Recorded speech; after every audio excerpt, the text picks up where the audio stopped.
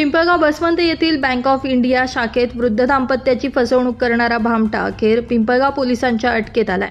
काही दिवसांपूर्वी आहेरगावचे सूर्यभान आणि मंदाबाई कडलग या वृद्ध दाम्पत्याला 30,000 रुपयांना गंडवणारा सलीम अली नूर अली इराणी वय 39 राहणार श्रीरामपूर हा पोलिसांच्या जाळ्यात सापडलाय। वृद्ध दाम्पत्य बँकेत पैसे काढण्यासाठी आलेले असताना ही लूट बँकेच्या आत कॅश काउंटर समोर घडली होती आणि हा संपूर्ण प्रकार सीसीटीव्ही फुटेजमध्ये कैद झाला होता।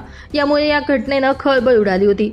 यानंतर पिंपळगाव पोलीस स्टेशनचे पोलीस निरीक्षक दुर्गेश तिवारी यांच्या मार्गदर्शनाखाली एलसीबी आणि पिंपळगाव पोलीस स्टेशनच्या पथकानं संयुक्त कारवाई करत या आरोपीला अटक केली असून 8,000 रुपये आरोपीकडून हस्तगत करण्यात आले। सध्या तो पिंपळगाव पोलीस स्टेशनच्या ताब्यात आहे। या कारवाईमुळे पिंपळगाव पोलीस स्टेशनचे पोलीस निरीक्षक दुर्गेश तिवारी यांचं सर्वत्र कौतुक केलं जात आहे।